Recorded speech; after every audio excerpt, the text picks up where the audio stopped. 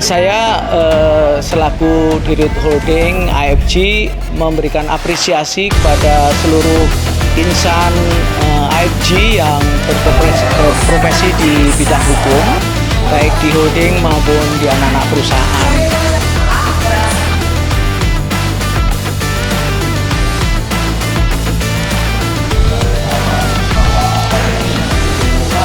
Sejak tanggal 26 dan tanggal 29 Agustus 2024, IFG di bawah Direktorat SDM yang membawa fungsi hukum bersama seluruh direksi, anak-anak perusahaan dan staf-staf yang membawa bidang hukum berkumpul untuk melaksanakan kegiatan rapat koordinasi.